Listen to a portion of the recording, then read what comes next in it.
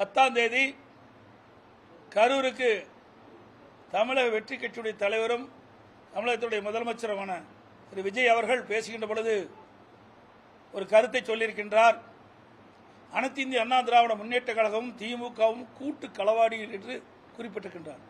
எவ்வளவு பெரிய வார்த்தை! அவர் வகிக்கின்ற பொறுப்புக்கு அது சரியா? சிந்திக்க வேண்டும். அவர் ஒரு முதலமைச்சராக இருக்கின்றார். எந்த வார்த்தையை பயன்படுத்த வேண்டும் என்று யோசித்து பயன்படுத்த வேண்டும். அனைத்து இந்திய அண்ணா திராவிட முன்னேற்ற கழகம் கூட்டு களவாளி அல்ல. தமிழக வெற்றி கழக தலைவர் திரு விஜய் அவர்கள்தான் களவாளி. அனைத்து இந்திய அண்ணா திராவிட முன்னேற்ற கழகத்தின் சார்பாக போட்டியிட்டு இரட்டை சின்னத்திலே அவர்கள் போட்டியிட்டு வெற்றி பெற்றவர்களை குதிரை பேரத்தின் மூலமாக ராஜினாமா செய்து வைத்து அந்த ராஜினாமா செய்த உடனே அவர் டிவிகேல சேர்த்திருக்கின்றார்களே, இதுதான் எங்களுடைய சட்டமன்ற உறுப்பினர்களை ராஜினாமா செய்ய வைத்து தமிழக வெற்றி கழகத்தில் இணைத்துதான் களவாளிகள். முதலமைச்சர் தான் எங்களுடைய வெற்றி பெற்ற சட்டமன்ற உறுப்பினர்களை ராஜினாமா செய்து கட்சியிலே சேர்த்தவர் அவர்தான் களவாளி. சொல்லுங்க. தூய ஆட்சி நடைபெறுதா நீங்க தான் சொல்லணும். தூய ஆட்சினாரு, வெளிப்படை ஆட்சினாரு. இப்ப யாரெல்லாம் சேர்த்திட்டு இருக்காரு, யார் மேலாம் குற்றம் சொல்லிட்டு இருந்தாரு. குற்றம் சொல்றவர்களாம் அவருடைய இயக்கத்தில் இணைச்சிட்டு தான் இருக்காரு. அப்ப எங்க போய் தூய ஆட்சி, எங்க வெளிப்படைத்தன்மை இருக்குது? இந்த ஆட்சியில் என்ன செஞ்சாங்க? இந்த 60 நாட்கள் ஓடி போச்சு. இந்த 60 நாட்கள் இந்த ஆட்சியில் செய்த சாதனை என்ன? ஒன்னே செஞ்சிருக்கிறாங்க. அதுவும் செஞ்ச மாதிரி தெரியல.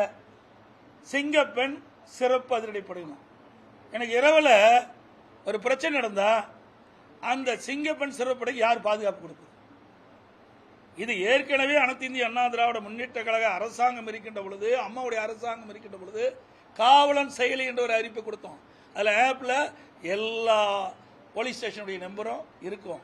அதுல ஏதாவது அந்த பெண்மணி எங்காவது பெண்கள் பாதிக்கப்பட்டா அருகில் இருக்கின்ற காவல் நிலையத்துக்கு அதை தெரிவித்தா உடனே வந்து காப்பாற்றுவாங்க.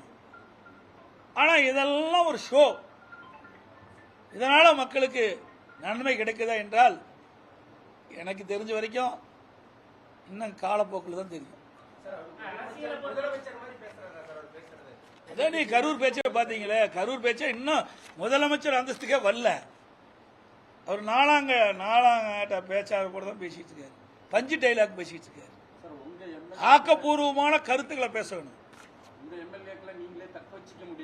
தக்க வைக்கிறது இல்லைங்க, தக்க வைக்கிறதுங்கிறத தவறானது. ஒரு கட்சியில வெற்றி பெற்ற பிறகு இதுவரைக்கும் தமிழக வரலாறு இப்படிப்பட்ட நிலைமை இல்லை. இதுதான் முதல்ல நடக்குது. இன்னும் சொல்ல போனா நிறைய ஓப்பனா பேச முடியாது. இன்றைக்கு அது சொல்லக்கூடாது. அதை நம்ம பிறகு சில விஷயங்களை சொல்ல முடியும், சில விஷயங்களை சொல்ல முடியாது. என்ன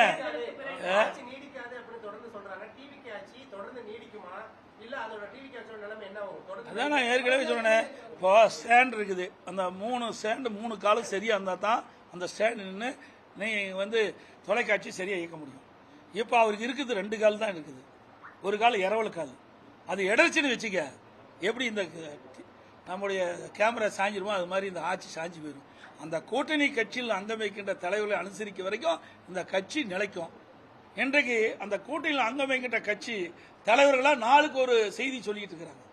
நீங்க எல்லாம் பத்திரிகையில் ஊடகத்தில் வருகின்ற செய்தி தான் நான் சொல்றேன். தினந்தோறும் ஒரு செய்தி சொல்லிட்டே இருக்கிறாங்க. ஒரு கட்சி தலைவர் என்னங்கிறாரு, நாங்க மேதகு ஆளுநர் ஆட்சி வரக்கூடாது என்பதற்காக ஆதரவு கொடுக்கிறோம், ஆனா திமுக கூட்டணியில் அங்கம் வைக்கிறார். அடுத்த நாள் வேற மாதிரி ஒரு கருத்து சொல்றாரு. இப்படி முரண்பட்ட கருத்து சொல்லுகின்ற கட்சியை நம்பித்தான் ஒரு ஆட்சி செஞ்சிட்டு இருக்காரு. இவர் பெரும்பான்மையோட ஆட்சி இல்லை. அவர் 108 இடத்துல ஜெயிச்சிருக்காரு. மீதியெல்லாம் மற்ற கட்சி வெற்றி பெற்று அதிலிருந்து சட்டமன்ற உறுப்பினர் இரவல் வாங்கி தான் ஒரு ஆட்சி நடத்துறாரு. தேர்தலுக்கு முந்தைய என்ன சொன்னாரு? திராவிட கட்சியினுடைய சரியில்லை, 2 திராவிட கட்சியும் சரியில்லை. இப்போ ஒரு திராவிட கட்சியில பல கூட்டணிகள் அங்கம் வச்சு அதுல வெற்றி பெற்று அதுல வந்தவர்கள் தான் அந்த ஆட்சி அமைப்பதற்கு உறுதுணையா இருக்கிறாங்க.